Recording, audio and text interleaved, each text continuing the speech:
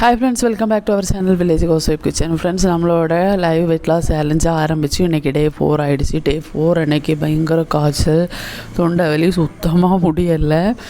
2 நாள் முன்னாடி ஃப்ரிட்ஜில் வச்சு ஒரு ஜூஸ் எடுத்து குடித்தேன். எனக்கு சுத்தமாக செட் ஆகாது. பயங்கர வெயில், அல்சர் வேறு இருக்கா, ரொம்ப கஷ்டமாக இருந்துச்சு. அதனால் எடுத்து குடித்தேன். ஜூஸ்னால் கரும்பு ஜூஸ் இருக்கு இல்லையா, அதுதான். அது வந்து கரெக்டாக டைம் பார்த்து வேலை காட்டுது. ஹஸ்பண்ட் வாங்கிட்டு வந்தாங்க கரும்பு ஜூஸ், நான் ஃப்ரிட்ஜில் வச்சுட்டு எடுத்து குடிச்சிருந்தேன். இன்றைக்கி காலையில் வெயிட்டு பார்க்குறப்போ 77.4 கண்ட்ரட் இருக்கேன். எனக்கு ஒரு ஃபங்க்ஷன் வேறு இருக்குது நாளைக்கு. ஸோ பார்க்கலாம்.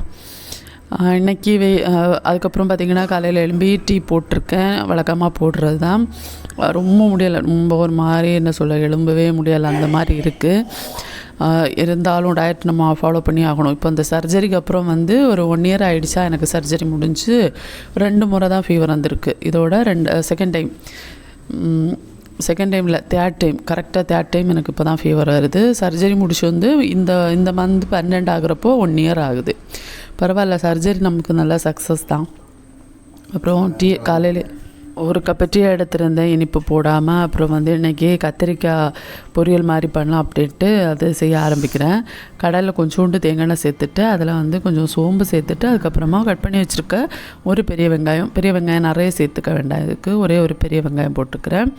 பெரிய வெங்காயம் போட்டுட்டு அது நல்லா வதங்கணும்னு இல்லை, லைட்டாக சும்மா நம்ம 2 வதக்குனா போதும். வதக்கிட்டு கட் பண்ணி வச்சுருக்க கத்திரிக்காயை சேர்த்துக்கலாம்.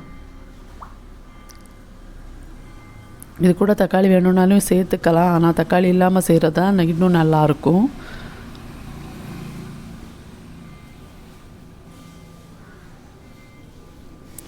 மல்லித்தூளும் சேர்த்துட்டு தேவையான அளவுக்கு உப்பும் சேர்த்து இதை வந்து நம்ம நல்லா மிக்ஸ் பண்ணி கொடுத்துட்டு மூடி போட்டு கொஞ்சம் நேரம் ஆவிலே வேக விட்டோம் அப்படின்னா நம்மளோட கத்திரிக்காய் பொரியல் ரெடி ஆகிடுச்சு. இது பொரியல் தொக்கு இப்படி எந்த வேணால் சொல்லலாம். ஆனால் டேஸ்ட் வந்து நல்லாயிருக்கும் சோறு கூட சாப்பிட்றதுக்கு. உங்களுக்கு கொஞ்சம் புளிப்பாக தேவைப்படுதுன்னா நீங்கள் வந்து இது கூட தக்காளிக்காய் சேர்த்துக்கலாம், இல்லைன்னா கொஞ்சோண்டு புளி தண்ணி கூட சேர்த்துக்கலாம்.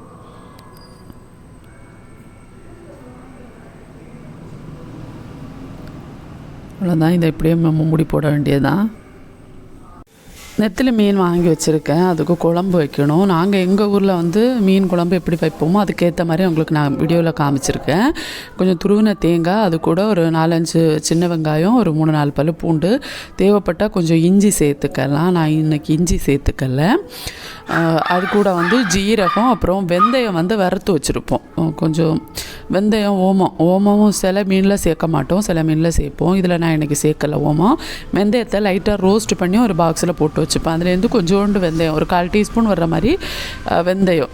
அடுத்து வந்து ஒரு கொத்து கறிவேப்பிலை, அது கூட வந்து மஞ்சள் தூள், மல்லித்தூள், மிளகாய்த்தூள். இந்த மீனுக்கு வந்து மஞ்சள் தூள் கொஞ்சம் போதும், ஆனால் மிளகாய்த்தூளும் மல்லித்தூளும் கொஞ்சம் அதிகமாக சேர்த்துக்கிற மாதிரி இருக்கும். நான்வெஜ்ஜுக்கு நார்மலாக நம்ம சேர்த்துக்கிற மாதிரி. நான் 1 டீஸ்பூன் அளவுக்கு மிளகாய்த்தூள் சேர்த்துக்கிறேன், ஒரு 1/4 டீஸ்பூன் மஞ்சள் தூள். அடுத்து வந்து ஒரு 1/2 டீஸ்பூன் மஞ்சள் தூள். அப்புறம் வந்து ஒரு பெரிய ஸ்பூன் இருக்கு இல்லையா, அந்த ஸ்பூன் கணக்கு பண்ணி 1 ஸ்பூன் வந்து மிளகாய்த்தூள். அது கூட வந்து ஒரு 2 ஸ்பூன் மல்லித்தூள் சேர்த்துக்கிறேன். எல்லாமே ஹோம்மேடாக ப்ரிப்பேர் பண்ணது தான். இது சேர்த்துட்டு இது கூட ஒரு கொத்து கருவேப்பிலையும் சேர்த்துட்டு அப்புறம் கொஞ்சோண்டு தண்ணி, நமக்கு இந்த தேங்காய் அரைக்கிறதுக்கு எவ்வளவு தண்ணி தேவைப்படுமோ அவ்வளவு தண்ணி ஊற்றி இதை வந்து நல்லா பேஸ்ட்டாக நம்ம அரைச்சி ரெடி பண்ணி எடுத்து வச்சுக்கலாம்.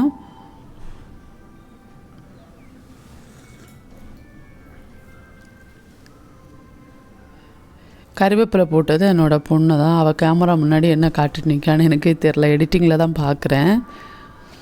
இப்போ தேவையான அளவுக்கு தண்ணி சேர்த்துட்டு இதை வந்து நம்ம நல்லா பேஸ்ட்டாக அரைச்சி எடுத்து வச்சுக்கலாம். ரெடி ஆகிடுச்சு மசாலா. இப்போ அதை எடுத்து அப்படியே வைக்க வேண்டியது தான். இன்றைக்கி காலை உணவுக்கு வந்து பப்பாயா சாப்பிட்ருந்தேன். ஒரு 2-3 பீஸ் எடுத்திருந்தேன். இதில் எனக்கு பப்பாயா ரொம்ப பிடிக்கும் அப்படிங்கிறனால இது கிடச்சிச்சின்னா அதை நான் நல்லா சாப்பிடுவேன். அப்புறம் வந்து நெத்திலி மீனை நீட்டாக க்ளீன் பண்ணி எடுத்து வச்சுருக்கேன். இதில் வந்து இப்போ நம்ம தேவையான அளவுக்கு புளி வந்து எடுத்து ஊற போட்டிருக்கேன். ஒரு சின்ன இந்த நெல்லிக்காய் அளவுக்கு புளி போதும், ஏன்னா அதில் நான் மாங்காய் சேர்க்க போகிறேன். மாங்காய் சேர்க்குறதுனால புளி கொஞ்சமாக போதும். ஊற வச்சு எடுத்து வச்சுருக்கேன் அந்த புளிக்கரைசல். கூட வந்து கட் பண்ணி வச்சுருக்கேன் மாங்காய் கொஞ்சம். அப்புறம் அரைச்சி வச்சுருக்க தேங்காய் விழுது அது, அப்புறம் தேவையான அளவுக்கு தண்ணி. இது கூட வந்து பச்சை மிளகாய் போடணும். என்கிட்ட பச்சை மிளகாய் இல்லை அப்படிங்கிறனால நான் போடலை. ஆனால் பச்சை மிளகாய் கண்டிப்பாக போடணும், அப்போ தான் நல்லாயிருக்கும். அப்புறம் மாங்காய் போட்டிருக்கனால தக்காளி போடணும்னு அவசியம் இல்லை, இல்லைன்னா நம்ம தக்காளியும் சேர்த்துக்கலாம். அப்புறம் வந்து அரைச்சி வச்சுருக்கோம் இல்லையா தேங்காய் விழுது, அதையும் கூட சேர்த்துட்டு நல்லா கலந்து வச்சு தேவையான அளவுக்கு உப்பும் சேர்த்து, தண்ணி உங்களுக்கு எந்த அளவு தேவையோ போகும். நெத்தலி மீனெல்லாம் வந்து சுண்டை வச்சு எடுக்கிறத விட கொஞ்சம் குழம்பு மாதிரி எடுத்து அந்த குழம்பு கூட வச்சு சாப்பிட்றப்போ நல்லாயிருக்கும்.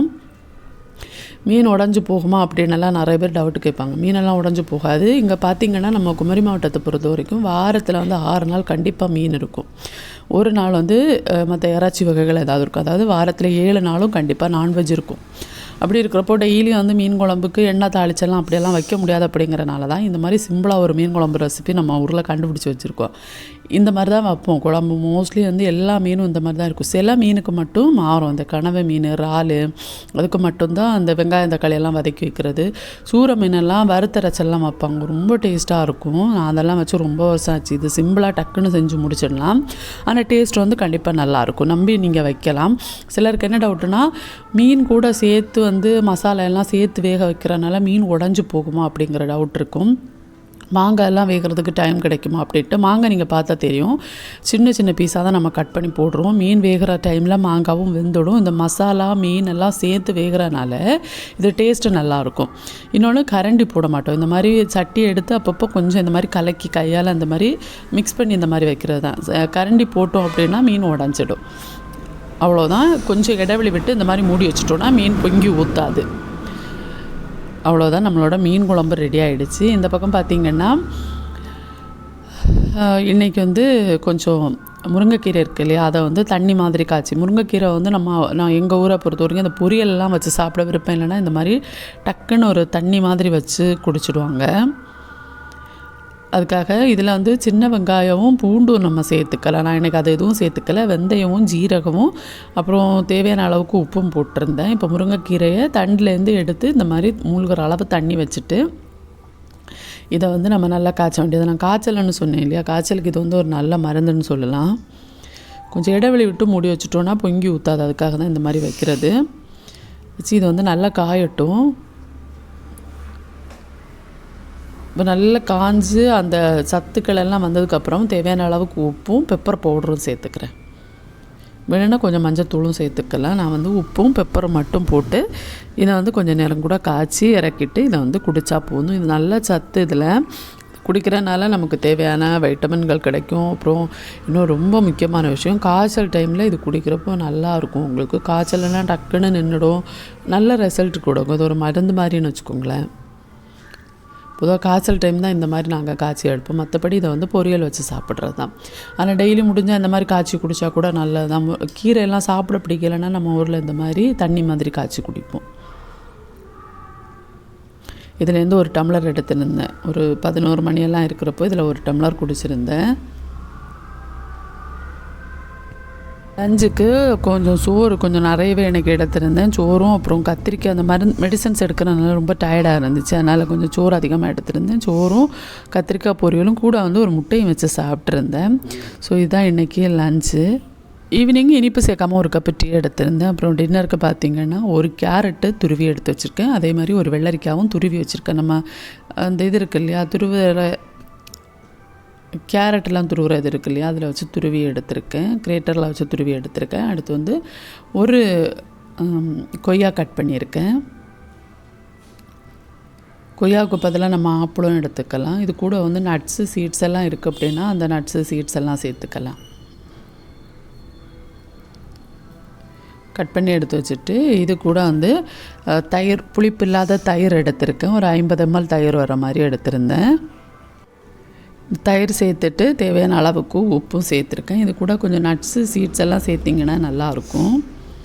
நல்ல கெட்டி தயிர், புளிப்பு இல்லாத பார்த்து எடுத்திருக்கேன். நீங்கள் லைட்டாக வேணுன்னா புளிப்பு இருக்கிறத எடுக்கலாம். எனக்கு காய்ச்சல் இருக்கனால புளிப்பு இல்லாத தயிர் பார்த்து எடுத்திருக்கேன்.